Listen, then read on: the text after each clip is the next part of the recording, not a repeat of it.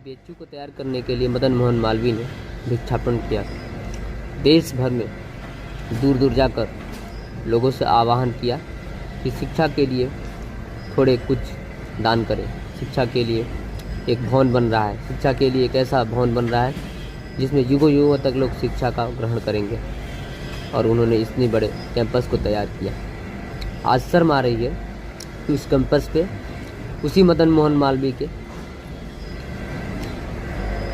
वंशजों के बारे में अभद्र बातें लिखी जा रही हैं। ये अभद्र बातें लिखना आसान है, किसी के बारे में भी लिखना आसान है। हमारे पास भी हाथ है, हमारे पास भी बुद्धि है अभद्र लिखने की, और हम अभद्र लिखने पे आ गए तो फिर जगह ना मिलेगा। दूसरी बात, अभद्र लिखना ही क्यों? आप शिक्षा ग्रहण करिए, देश को आगे बढ़ाइए।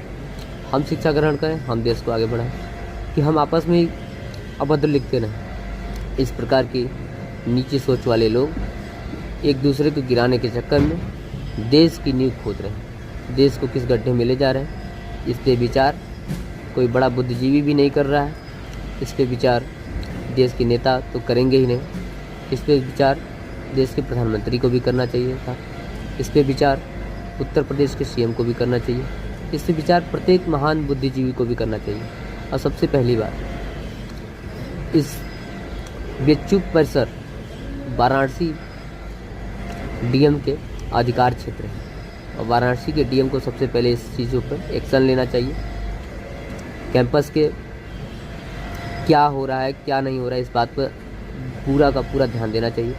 और कोई गलत बात होती है कैंपस में तो भी ध्यान देना चाहिए। किसी पे अभद्र टिप्पणी हो रही है उसका भी ध्यान रखना चाहिए। प्रशासन को पूरी तरह से सख्ती करना चाहिए। पूरे कैंपस में सीसीटीवी कैमरा लगे, ताकि कोई भी व्यक्ति किसी भी जाति धर्म और विशेष के प्रति अगर कुछ अभद्र टिप्पणियाँ लिखता है, करता है या फिर बोलता है तो स्पष्ट हो, पता चले कि वो कौन सा व्यक्ति है। ये भी पता चले वो किस गैंग से मिला हुआ है, वो भी पता चले वो किसके साये में सब कुछ कर रहा है। कोई ज़रूरी नहीं है कि जो कर रहा है ये उसी की मंशा है, ये भी हो सकता है कि कोई उससे करा रहा हो।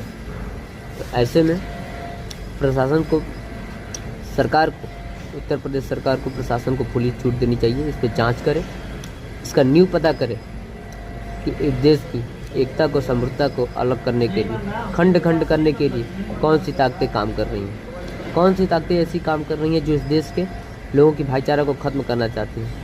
किसी के कानून लाने से भाईचारा खत्म नहीं होता, नहीं होगा, लेकिन इस कानून के पक्ष और विपक्ष दो दलों की वजह से गलत मैसेज समाज में जा रहा है। मैं प्रधानमंत्री जी से भी आह्वान करता हूँ